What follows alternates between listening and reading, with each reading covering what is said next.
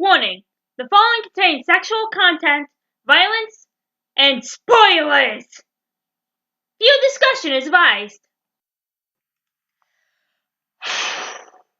Okay, so, I was originally going to actually play the game for the channel, to help with the wait for my Splatoon lore video. However, my crap-top computer decided F you and turned off on me right in the middle, corrupting the first half of that video, making the footage unusable. I even recorded myself opening the collector's edition I got. So I then played the game through and, well, I have thoughts. So you're gonna hear about them! Released in October of 2022 with some very fun controversy to a fanbase that has been waiting years for even a glimpse of this game. Promised to be bigger, badder, and spicier, and boy did it deliver! Introducing new characters, settings, and most of all, new gameplay mechanics, and still somehow managed to anger fans, which I'll get to later. This game stars, you know it, you love it, Bayonetta. But this time, the now grown Baby Bayo from the first game. And instead of the usual angels coming down to try and claim our ass, we are now tasked with the defeat of the homunculi. And we now have to travel the multiverse to stop them. Like the bad boys they are. This time, instead of having a child to babysit in a rated M game, you now have Viola, the interdimensional child of Bayo and Luca. And all I have to say is I called it. The moment the trailers described her as a fledgling witch, and I just knew. And I was kind of surprised I didn't see more people picking up on it too, since, well, it was right there, and the developers made sure to hint at it constantly for the whole damn time. I don't know what to say besides, y'all are dense.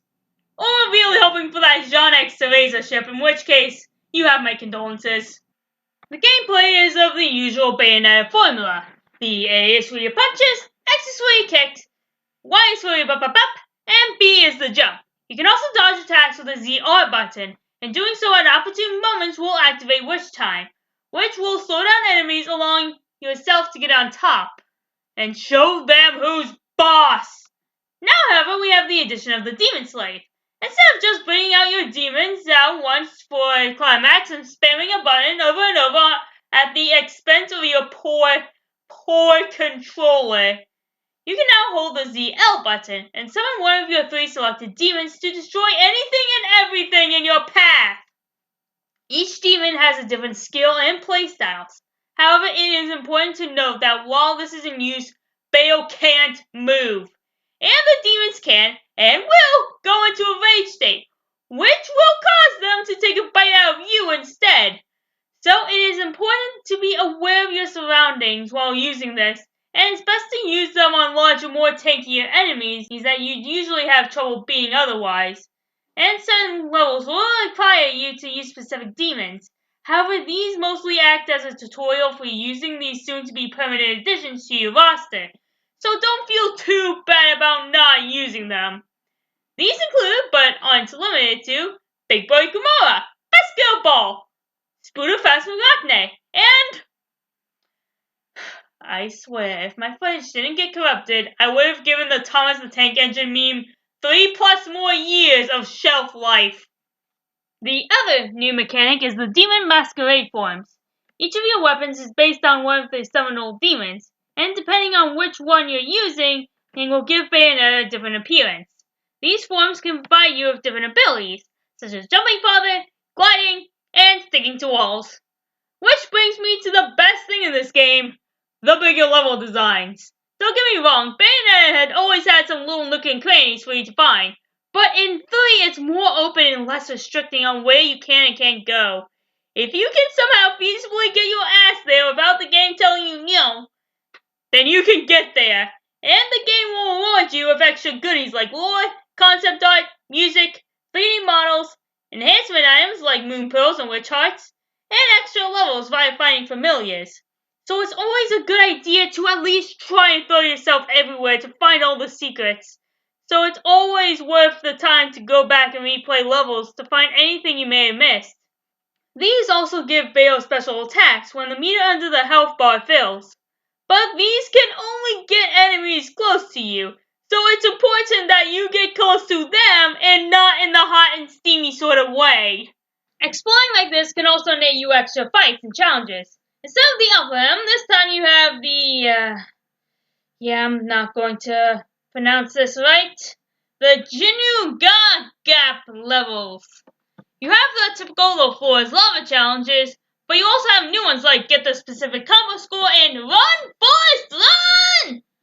However, this time the stages can actually look different, which can force you to use your equipment and summons in very unique and challenging ways, which I can appreciate. Along with these, you can also find glowing areas around the map. Touching these will spawn an optional verse of either angels or demons. These aren't usually any harder than the other fights, but sometimes you can get a boss fight from the previous games. And they can give you other types of currencies like halos or orbs. Halos this time around can only really net you cosmetic items, and orbs are the main way of getting upgrades and new combos to use. However, you can also get these around the map and after the normal homunculi fights respectively, but these can still get you a better score in the end. The last thing returning are the Umbran Tears of Blood. However, this time they are attached to different types of familiars, with each having a specific way of catching them. Crows are no different than the previous games, where you have to catch up to them to snag them, while cats require you to solve a little puzzle in order to corner them, and toads will play hide and cold with you, and will typically hide out of sight. In each level, there is one of each, and finding all three will allow you to access a bonus level, which can get you extras and items to increase your magic and health. So it's always a good idea to keep an eye and ear out for them. You also have the Bewitchments making a return, but this time they're all level specific. These won't net you any new prizes, but they can point you in the direction of some good Easter eggs and fun things you can do and explore. So again, not a bad idea to keep an eye out. After you finish a level, you get a boss battle. However, after you get to the end of each dimension's arc, you will also get a boss minigame, which involves Bayonetta Mega evolving one of her demons to take out the big bad. These can include shooting things with bubbles or... Okay, well, the Egypt arc boss is just a timed boss battle, but anyway, still pretty cool. If I had to rank them, the rock, paper, scissors, Gamora will have to be at the bottom, as I can never get the timing in, and can never get what the boss is doing. And the top will be Rhythm Game with Frog Waifu. And I promise I didn't add this just to talk about Frog Waifu Ball, I swear. And I'm definitely not listening to Fertile Rondo on repeat, and I promise that shit, I swear! Another new feature we're introduced to is the Super Spy Jean levels. Unlike the rest of the game, this is a platformer stealth action level. Here you are tasked with finding the soon-to-be traitor and a-hole Dr. Sigurd. However, Jean is left without summons as that would be too easy. The controls here are the same for the rest of the game, and you still have witch time. So instead you have to go all sneaky and meddle the homunculi that way. You can go in guns blazing, but it's much easier to dispatch them if you get the drop on them, so it's ideal not to get spotted right away, and wring their necks that way.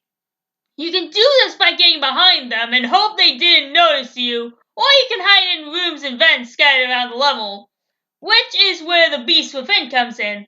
The Lynx Within allows you to hide and vent, and the Centipede Within allows you to progress by being able to swim. Here, you won't be able to heal like you would, and the only way I found you can heal is by finding showers, but they are far and few between. There are also collectibles here too, like notes for some extra lore, and food which... Okay, I don't know what the food is for because... apparently I can't use it or eat it. However, if you feel inclined to go in guns blazing, you can find these handy consoles throughout the levels. And after you beat them all, you can get the arcade machine for a more unlimited version. I honestly wasn't a big fan of these levels, but mostly because I sucked at them. They're fun, I'm just bad at games. Which leads us to... Viola. I don't have too many gripes against her, as I really enjoyed her character, to be desired. Instead of dodging, you have to parry in order to activate Witch Time, which can, and does, leave you open to attacks. And even if you do get it, the window is small, so even if you do parry, it might end up still getting you hit. Then there's a fairy form, which has the opposite problem. I admit, I like tearing through enemies. It's fun. But this is so overpowered, it almost trivializes a lot of the fights it's used in. Especially in the last section with the Shadow Eve. When the rest of that fight was a pain, especially with the aforementioned parrying mechanic. But once you get to the last bit where she activates it, the battle is pretty much just over. Then there's Cheshire, which... Wait, actually, no. I like Cheshire. We can keep Cheshire. Unlike the demons with Bayonetta, where once you summon them and Bayo is left absolutely exposed, with Chesh, Viola can actually still do shit. However, she's still left without a weapon to fight and parry with, so you are left with is to dodge into other your enemies out of existence. Which is very useful for when you want to rack up a good combo, or want to focus on other smaller enemies while Cheshire takes out the big guys. Which leads me to the story, which shouldn't be too much of a gripe, though I do have a small one which I'll get to soon. Well, yeah, it isn't the greatest story, but that has never been this franchise's strong suit. Bayonetta has never strived off of groundbreaking stories that leave players wanting more. Heck, the stories of these games have more been just an excuse for wacky sexy hijinks, where Bayo goes around and makes a bunch of angels, demons, and gods cry for their mommies. Sure, we have gotten more from the notes of Antonio and Luca, but those were really there to explain the rules of this world, and some clarifications on why certain items and places exist. The plot only function here is to explain why we're here and what we're doing. As it is in this game, it's an excuse to show off the different Bayos and include some fun, wacky hijinks. The ending itself, in my opinion, is fine. Bayonetta has never been the character's original name. It was just given to Cereza due to her lack of memory. So there's no harm in it being passed down to Viola, who, may I remind you, is her daughter. The story, however, did kind of fall flat, though. I can't give specifics, but it did feel like it was trying to be super serious for the whole collapse of the multiverse thing. And I can respect it if it's done right. However, like I said, story was never the strong suit of these games. I come to these games for a good time, not to cry my eyes out. Bayonetta is more of a game where you can come and have fun and a good laugh, so the whole series tone just fell out of place. It kind of felt like asking for a hot chocolate but being handed a black coffee instead. It did have some clever, nice jokes, but they felt more far and few in between than in previous entries. If I wanted to cry my eyes out, I would just go play Kingdom Hearts again! Though, this is a more serious version of Bayonetta, one that needed to stand up to adversity and whatnot, so I can forgive it if it's just a one-time thing. But I'm still able to look past it because, like I said, the game is really fun. The only reason I think most people are upset is the ending, because A, it came out of nowhere and punched them when they least expected it, B, it leaves things up to uncertainty for future installments, and C, what seems to be the biggest thing apparently, they be shipping Jean and Cereza. This is just my honest, unbiased opinion, may I remind you, and I really can't care about how one identifies. Heck, I even have some friends who are part of the LGBT plus community, so I can appreciate when sources of media do include such representation. What I do not approve of, however, is the villainization of those who choose not to include such representation.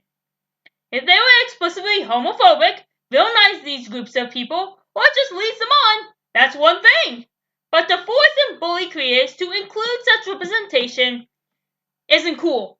Look, I get it. Such representation, especially in video games, is rare. Heck, while thinking about this script, I could barely come up with one canonically gay video game couple. The only one I can personally come up with from the top of my head is Pearl Marina from Splatoon. But I can't really count it since Nintendo hasn't really confirmed it. But on the other hand, look at them. Just look at them. I will not sit here and say that they're straight with this many pet names. It's probably not my place to say this as a straight woman, but I think I can understand why there's such an outcry. It's frustrating when media just glosses over the fact that you exist. It's hard, especially in this climate, so even having the slightest bit of acknowledgement is a big win for the community. But it isn't fine to make such demands at others' expense. Some just want to have fun and play a game. And when they join your fandom, they are there to talk about the game or whatever media that the fandom's around and connect with people who have the same likes and interests. So ship responsibly, and thanks for coming to my TED Talk. I also came across some articles saying, oh, it was confirmed that they'd be gay, but where? Just a few tweets? That does not make a relationship. Jean and Cereza never had a moment where I personally stood up and said, oh, they're gay, even in the second game. They had only a handful of moments that could only be interpreted as such. They never did or said anything that made it seem like it was anything more, at least to me. Plus, with Luca, they actually did have a few moments near the end of the first game, like, you can't look at this scene and tell me they weren't gonna kiss! Sure, we didn't see too much of this in Bayonetta 2, and we only had one moment of this, but you can make an excuse that between Bayonetta trying to save Jean's soul and Luca investigating Ace here, they had no time to be flirting or whatnot. Really, you all getting your panties in a twist for no reason, when we still have a fun and exciting addition to the series. And just because your ship isn't canon, and isn't a reason just to say the whole game is be bad. Heck, this doesn't necessarily mean Cereza's straight either. Plus, we have a whole multiverse, and she could be in a relationship with Jean in at least one of them. Just saying. My only real big gripe is how they'll carry the game into future installments. Like I said, I like Viola's character, and I like how she is carrying her mother's mantle. And yes, I do like that Luca is her daddy. However, she is very young and doesn't really have the same energy. As a big part of Bayonetta's charm is Cereza's assets. I won't beat around the bush here because a huge part of the game's charm is, well, sex. The characters are easy on the eyes, which gets you boys in the yard. But you also have a strong female protagonist, which brings you ladies in. That, combined with the former, also reels in your LGBT plus audience. Viola, however, doesn't have that, at least not now. Hideki Kamiya did just open a big can of worms with the whole Bayoverse, and he did say we were misinterpreting the ending, so the next game can go anywhere. Bayo 4 be confirmed, and we also have the new Cereza and the Lost Demon coming out this month, as of writing this script. So it is truly time to be alive for a Bayonetta fan! And if they want me or not, I am going to play them when they come out, and God will not be stopping me. And I don't look at Twitter, so neither can you. Anyway, if you like this video, make sure to like and subscribe, as I would really like to grow this channel. And like always, see you next time.